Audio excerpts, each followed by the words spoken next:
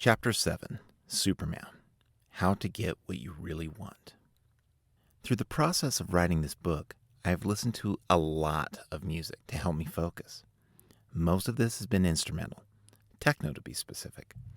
This is primarily so that emotions, feelings, and free thought will influence the writing and not the words of the musician. My focus has been for me to have this book come out as true and authentically from my own previously lived and learned experiences. However, this morning is different. After putting on one of my favorite hour-long mixes, I found during this process a song from over a decade past kept running through my mind. I learned a lesson long ago. When prompted in a positive manner repeatedly, follow that prompt. The instant I did and put that song on repeat, I knew which story to convey the help I hope to provide in this chapter. On April 18th, 1938, during the rise of the Nazi and fascist regimes of Hitler in Germany and Mussolini in Italy, the legend of Superman was introduced to the readers of Action Comics. The captivating story of an ordinary man born of goodly parents on a planet far away, yet due to strife and difficulty on his planet and an effort to save his son, Kal-El, known to us as Clark Kent, from the immediate destruction, Superman's father, Jor-El, sent him in a protected escape pod bound for Earth. However, something interesting happened. For some reason, the closer that Kal-El got to Earth's sun, the stronger he became. As Clark Kent grew up in the rural countryside of Kansas, he faced moments of confusion, dealing with his own greatness prior to embracing the powerful alter image of Superman. After finally realizing that he could use his strength and power for good, and stand as a pillar of light for those seeking to do good, he was able to reach his full potential. It's interesting to note that his original name of Kal-El in the Hebrew language is closely translated to light-weighted or light-hearted God. The interesting thing is that the idea of Superman was not originally an American comic writer's idea.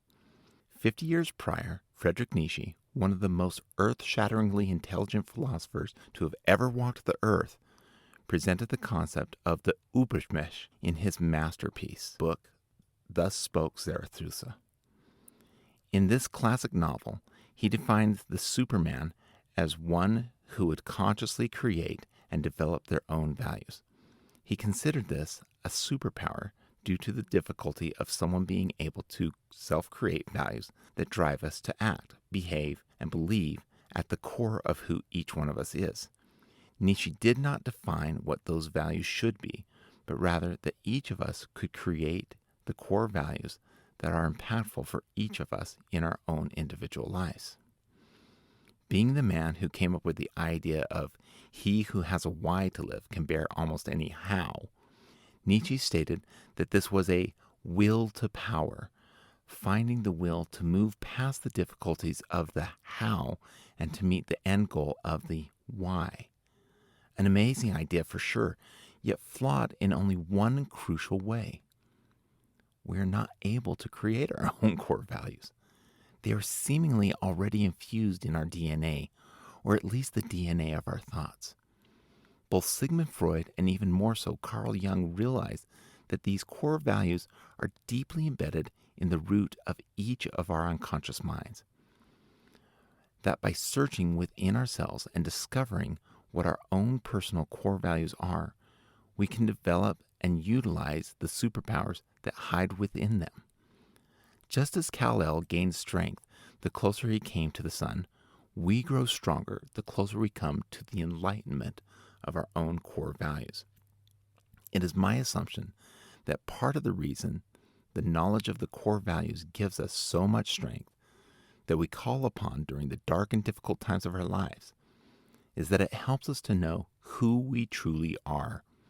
It helps us to find our true, authentic identity. When we are sure of our own identity, it is much easier to find connections with others as well to know the direction of our own lives. Defining values. What do you really want? Here's the magic of values. Values are what's important to us. They create motivation. They are what has moved us to act and how we respond to being acted upon. Values can determine what we move towards or what we move away from. Values are generalizations about deep belief systems, but in general, values usually revolve around the 6 major areas of life, these being family, career and wealth, spirituality, health, personal growth and development, and relationships. These values become all-encompassing programs of our most unconscious filters. They tell you basically how you judge what you've done after you've done a certain behavior. They also tell us how we judge good or bad, appropriateness or inappropriateness, right and wrong. They are the things we obtain resources for, and they are the things that we will use resources in order to obtain.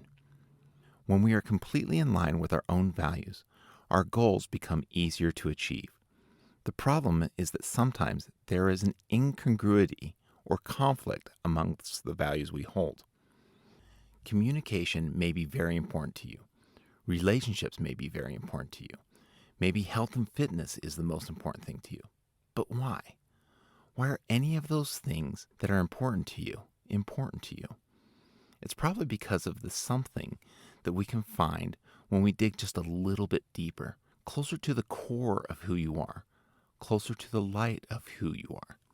Let's look at an example. Let's imagine you say that work is the most important thing in your life. Is it actually the work, or is it something deeper? Maybe by asking a few questions you can come to an understanding that it is something different entirely. For one person, it might be fulfillment. For another person, it might be the connection found in teamwork. For others, it might be making the money.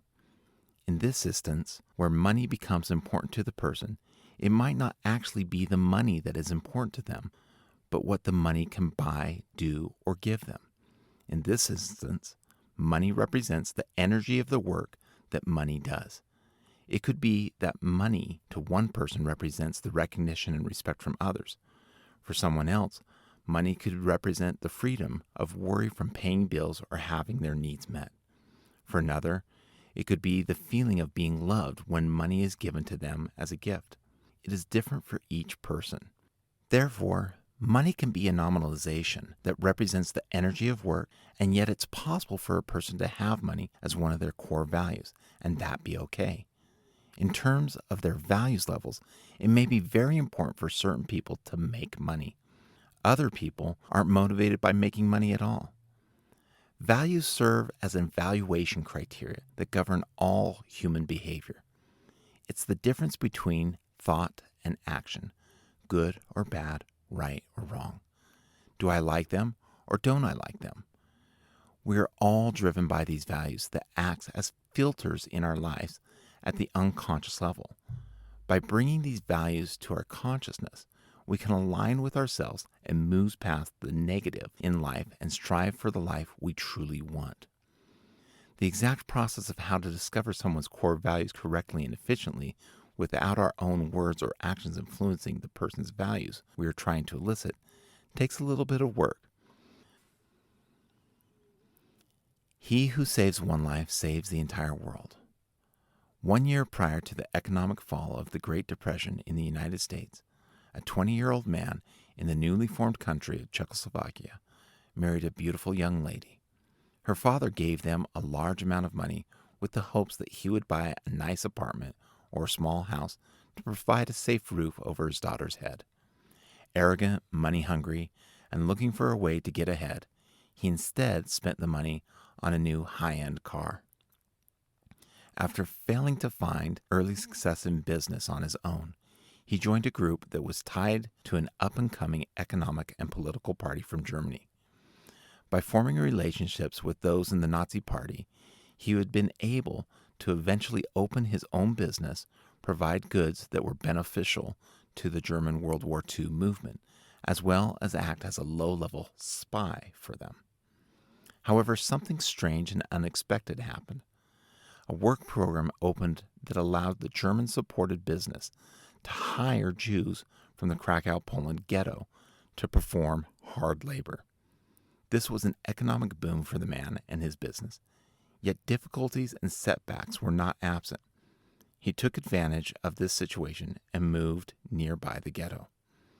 As the war progressed, so did the horrors that were inflicted upon the Jewish people of Poland. One particularly evil and horrendous Nazi by the name of Amon Goth inflicted many cruel acts upon some of the workers of the other man's factory. We do not know if it was these acts or his childhood friendship with two Jewish boys that moved Oskar Schindler to find new and inventive ways to start protecting the lives of those that worked for him. Schindler shared his profits as bribes with the Nazi leaders in order to gain favor and to help keep them away from his Jewish workers. He spent his own money to give the workers more food. He provided time off to allow some of the Jewish rabbis to prepare for the Sabbath. He even endured the despicable, self-imposed torture of acting like a friend to Amon Goth in order to keep Goth from harming the greatest number of his Jewish workers as possible. Keep your friends close, keep your enemies closer. This gave Schindler the ability to move his factory inside the concentration camp and to protect many Jewish workers from death. Schindler became so beloved by his workers that on May 9th, 1945, one day after the Germans surrendered, over 1,000 of his workers thanked him with tears in their eyes for all the efforts he had made to save them. He gave his final goodbyes, got in his car with his wife, and quickly rushed off, avoiding the liberating Russian army. His fortune gone, he attempted to settle down in West Germany. This did not go well for him. In Germany, he was considered a Jew kisser or a traitor, and even had an attempt on his life. Broke and with no way to start a new life in America due to his previous alignment with the Nazi Party, he eventually moved to Argentina. Although many war criminals were able to make a comfortable living for themselves in Argentina, Schindler had no such luck. In 1957, he divorced his wife and returned to Germany, poor and destitute. He never again was able to regain the riches that he had spent in the efforts of those that he cared about. However, over the rest of his life, small donations from those that he saved kept him alive. Little by little, he was gifted just enough money to survive until his death on October 9th, 1974. Upon his death, his body was transported to Jerusalem, where he was buried in a Catholic cemetery on Mount Zion. It is estimated that due to the offspring of the 1,098 people he had saved, that there are currently over 8,500 people living today that never would have. It's interesting to note that if he had not moved past his surface values of riches, notoriety, and power, he would have never been able to impact so much good on the world. Later in the war, he could see that the good that riches, notoriety, and power were able to provide for so many. The same traits that were once negatives near the beginning of his path were actually the same three traits that were used for good later on. This provides an example of how the negatives of our own past traits and values can be converted into positive positioning for where we are today and where we want to be in the future. The reality that he never was able to become successful again is a testament to the good possibility that he unconsciously never saw making money as important as being a good person. When we look at ourselves and see the surface, conscious values, we also see that these are usually not the true root or core values that we hold. The act of investigating ourselves, finding out who we truly are, what our connection with others is, what our core values are, all guide us to take the actions needed to follow our bliss and live the lives we've always wanted. Sometimes it's hidden away from what we think we want and found deeply within the beautiful core of who we are. Walk the path. Move forward. Be brave. Discover yourself. Be courageous. Investigate yourself and find the beauty of who you truly are and the values that drive you forward. Become your own Superman. Gain strength and transform yourself in the enlightenment of the coming closer to your own core values, just as Kal-El did the closer he came to the sun. Don't simply be the Clark Kent facade that is presented to the world. Take off the masks that dim your light unto the world. Be the Kal-El, the true you of your own life. Enjoy being the light-hearted, godlike figure that you are.